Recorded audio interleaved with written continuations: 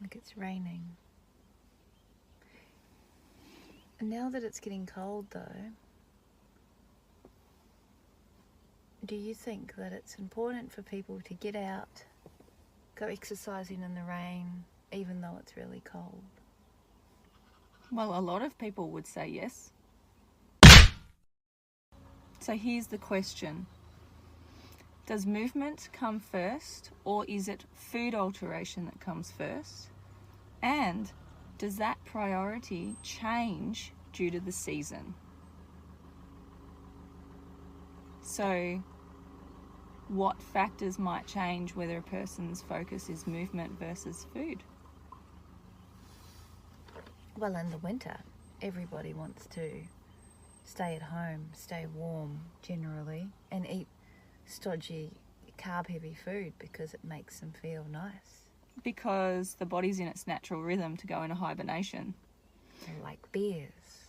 So should we poke the bear and make the bear get up early morning, 7 a.m. at the moment, and it's raining and it's cold? Do you poke the bear and make the bear go out walking in the rain and the cold? Most of the fitness industry would do that.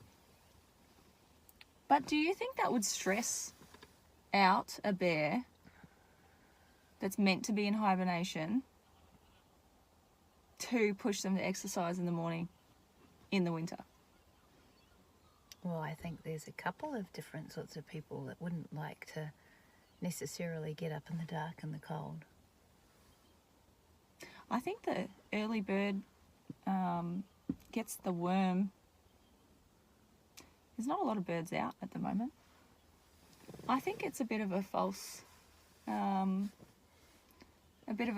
analogy for the humans, actually, because epigenetically, in our health typing, there aren't actually, the large majority of the population isn't the early bird. Then people try and push themselves into the early bird world, and some are successful at it. Some aren't. Some feel like failures because they try to get up for the 5 a.m. club and they can't, so then they feel like failures. And the more they flog themselves at 5 a.m, actually the fatter they get. That's correct. Because it stresses the body out to be pushing it to perform at an intensity, especially through the winter in the cold when they should be hibernating. Then they end up swelling up from inflammation as well as a little bit of fluid retention, stresses all of their body cells out. And then mentally they're getting stressed out because I'm not getting any results. So what do? Switch the focus to food in the winter.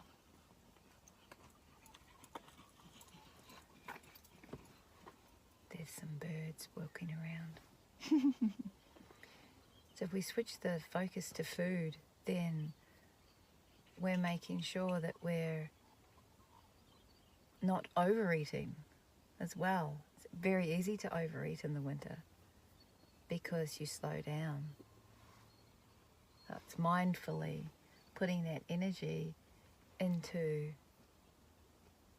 planning your food.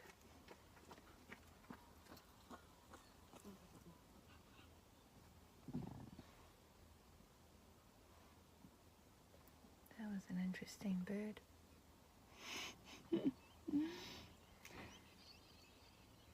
Doesn't mean that we don't move in the winter, but we might need to alter our training plan and the time of day that we train.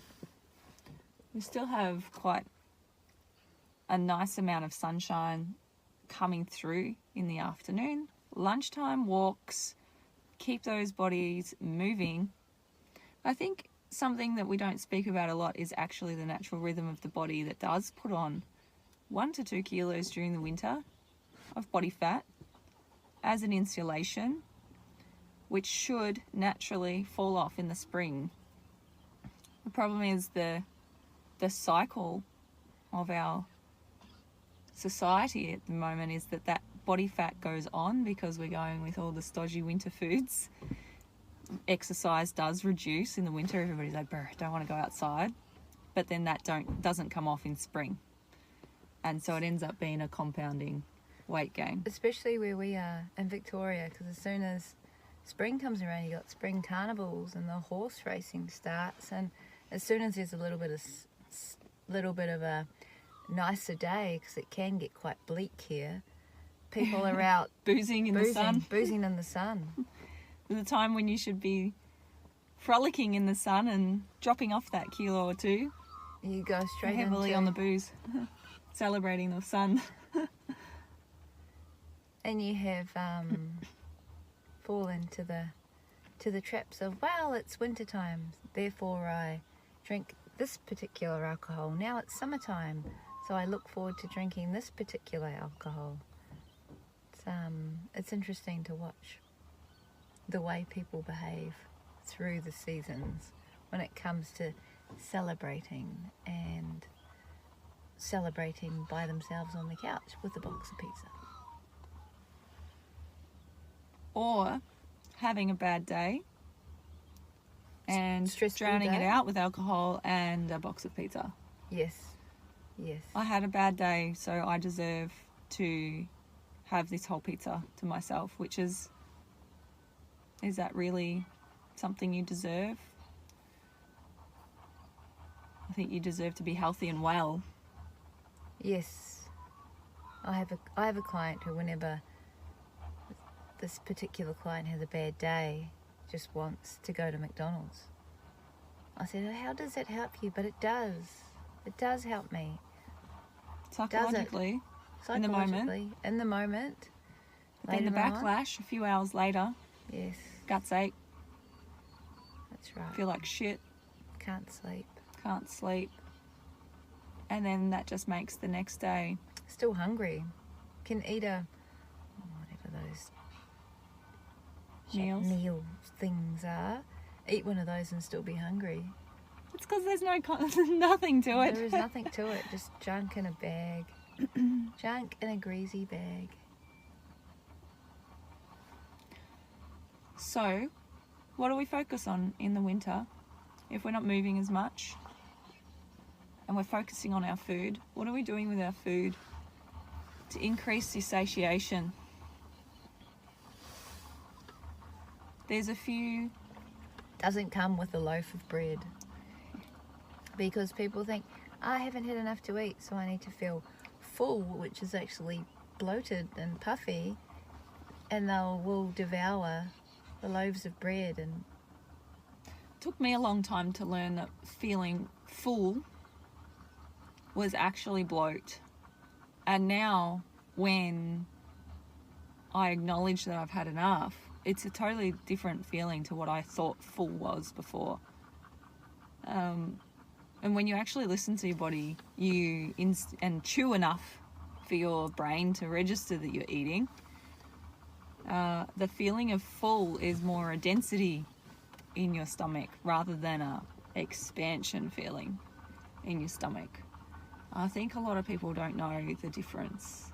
Vegetarians, I think, in particular, that are carbitarians that will eat something and go, I didn't feel full, so I have to have a bread roll. That being said, if I have a vegetarian dish that is all vegetables, like I can't have the beans and pulses because I'll turn into a wind tunnel, but if I have all of the vegetables, I have to eat about double the amount to feel that density feeling that I've had enough. But then it's gone. I'm hungry again.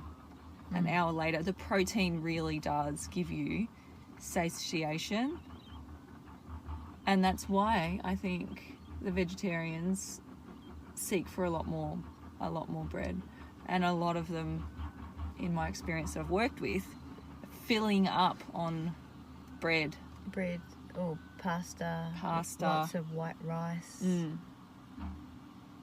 naan, bread, roti. Oh yeah.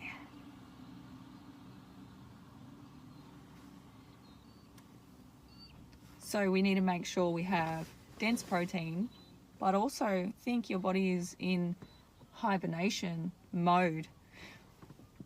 So we sort of need to bring the dinner meal earlier. Your body is ready to digest during daylight. But obviously in the winter, the daylight comes later and the evening comes earlier. So too should your meals, really. Yeah, it's can get a little bit tricky with busy lives, and this is optimal. Or have a little bit more at lunchtime, so when dinner comes around, you're less likely to overindulge if you have enough during the day. So it's a bit of a switch with the season too. So in summary, do we move more, eat less, or do we move strategically and eat strategically?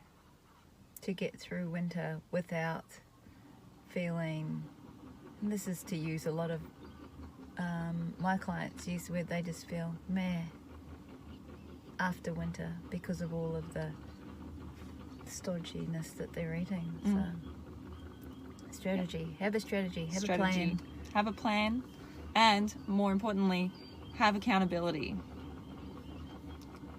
If you don't have a health team or a health support network in your private life, then seek one out professionally, because it makes it very difficult to keep yourself on track when everybody around you is trying to not that they're trying to, but when everybody around you is derailing you because they're going into the stodgy winter stuff that's just not going to help you on the other end of winter. I'm